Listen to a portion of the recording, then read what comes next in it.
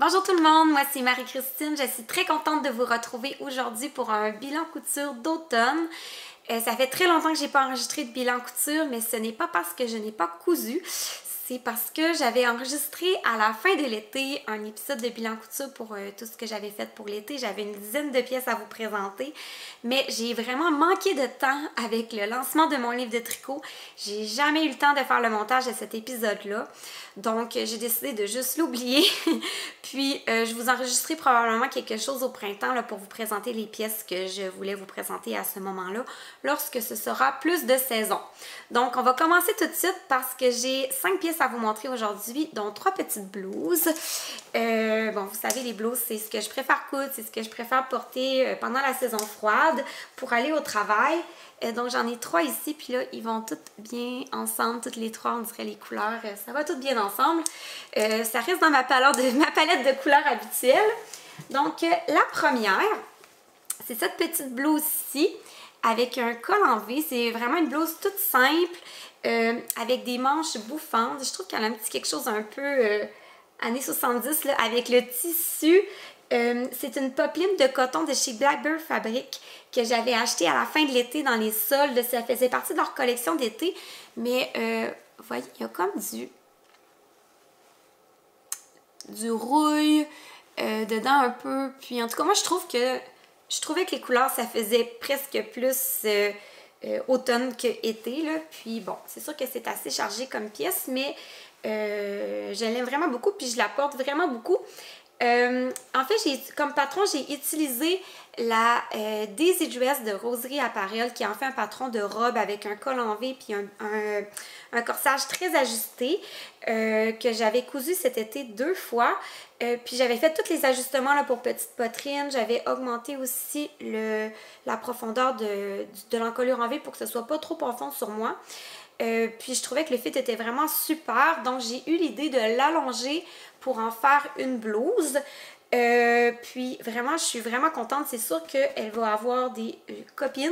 Je vais en faire d'autres, c'est certain. L'autre modification que j'ai faite, c'est que j'ai réduit un peu la grandeur de la parmenture. Puis je l'ai vraiment surpiquée comme une bande de boutonnage tout le long. Fait que ça fait qu'elle est vraiment maintenue en place. La parmenture se promène pas, elle va pas nulle part. Fait que c'est vraiment parfait comme ça. Puis les manches, c'est pas les manches du patron. Là. En fait, j'ai redessiné des manches. Je les ai faites moins amples que dans le patron de la Daisy Dress. Mais j'ai gardé quand même un petit bouffant. Puis j'ai fait un petit poignet de manches là, pour les terminer au bas. Donc c'est vraiment... J'aime beaucoup, beaucoup, beaucoup cette petite blouse-là. Je la porte vraiment beaucoup. Elle s'harmonise bien avec plusieurs cardigans en laine que j'ai tricotés. Fait que c'est quelque chose que je porte beaucoup. Puis, le tissu, je l'aime beaucoup. C'est vraiment une popeline là, qui est quand même assez épaisse, mais qui froisse vraiment pas trop. Puis, elle a vraiment une belle tenue. Puis, je trouve qu'elle maintient bien la forme là, des manches là, un petit peu bouffantes. Fait que voilà, une petite blouse que j'aime vraiment, vraiment, vraiment beaucoup. Puis qui est super rapide à coudre. Si vous voulez vous en faire une sans utiliser, sans faire tout le hack puis tout le tralala que j'ai fait, il y a un patron de Fiber Mood là, qui est vraiment pareil comme ça. Là, je me souviens plus du nom. Si je le retrouve, je vous le mettrai dans la lien en bas. Là, si vous voulez faire quelque chose semblable à ça. C'est un patron qui est super connu, qui a été vraiment beaucoup cousu. C'est juste que, bon, j'avais ça. Moi, si je peux faire avec ce que j'ai à la maison sans avoir à tout refaire imprimer un patron, refaire des ajustements de nouveau, j'aime mieux utiliser ce que j'ai déjà à la maison. Donc, c'est tout pour cette première pièce. La prochaine pièce que j'ai à vous montrer, c'est la blouse rose de Atelier Bernie. Atelier Bernie, là, j'aime vraiment, vraiment ses patrons. J'aime vraiment, vraiment tout ce qu'elle propose. Et puis, j'aime surtout le fait que ses patrons débutent à la taille 32. Sauf ses anciens patrons qui débutent à la taille 34. Dont celui-ci, là. Puis, j'avais pas réalisé ça quand j'ai acheté le patron. Puis vraiment, la taille 34, c'est vraiment trop grand pour moi. Là. Fait que j'ai pas utilisé les pièces du patron pour le corps. J'ai utilisé en fait cette blouse-ci, le patron que je m'étais fait pour cette blouse-ci pour le corps comme tel. Je l'ai coupé un petit peu plus court là, comme pour la blouse rose, mais même je pense que je l'ai coupé un petit peu plus courte parce que j'ai pas un très long buste. J'ai ajouté la petite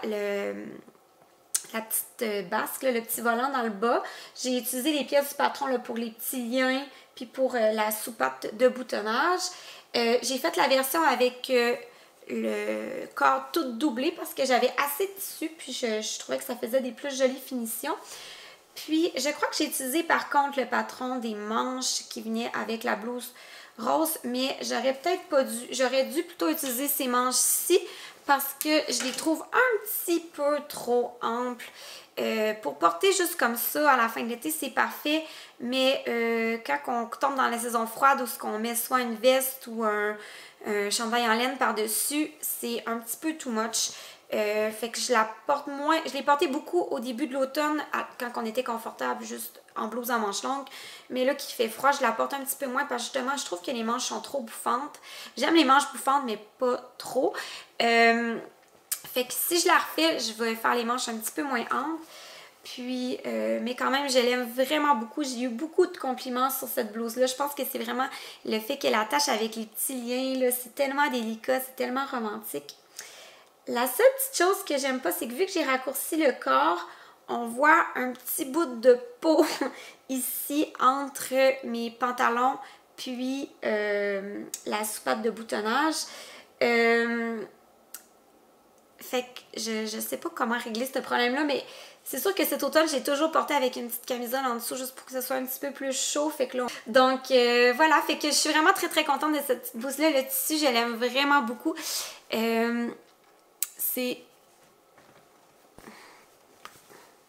Le tissu, je l'aime vraiment beaucoup. C'est également un tissu que j'avais acheté chez Blackbird Fabric.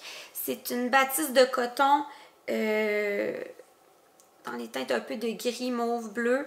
Là, de loin comme ça a l'air complètement gris, là, mais il y a beaucoup de nuances quand même là, dans le tissu lorsque je l'approche. J'espère que le focus se fait bien. Oui, là, vous voyez bien. Fait que voilà, je l'aime vraiment beaucoup. Ensuite, la dernière petite blouse, j'ai refait le patron de la chemise My Monster de Dress Your Body Couture que j'avais déjà cousu 3 fois. Cette fois-ci, je l'ai faite sans volant. J'ai mis le petit col victorien. Puis en fait, c'est que j'ai ce joli tissu-là qui est comme un peu petit, un peu texturé là, avec des lignes que j'avais acheté chez Club Tissu cet automne. Puis, je voulais un peu jouer avec les lignes, là, fait que j'ai comme coupé l'empiècement sur le billet. J'ai fait la même chose au dos, là, je l'ai coupé en 2 parties pour vraiment avoir les V comme ça. C'est un petit détail qui est délicat, mais que j'aime vraiment beaucoup. Puis, ça fait que la chemise a l'air complètement différente des autres que j'ai fait. J'ai fait le petit col victorien là, parce que vraiment, je trouvais que les empiècements comme ça faisait très victorien. Puis, j'aime beaucoup, beaucoup, beaucoup. Fait que je suis très contente de cette pièce-là. C'est un patron que j'ai déjà cousu plusieurs fois puis que je vous recommande. Là. En vrai, le patron a des manches 3/4 avec des smocks dans le bas. Mais moi, je les rallonge puis je fais juste un petit poignet de manche tout simple. Là, je les ai repliés parce que je les avais allongées parce que je les trouvais courtes sur mon autre version. Mais finalement, je les ai un petit peu trop allongées.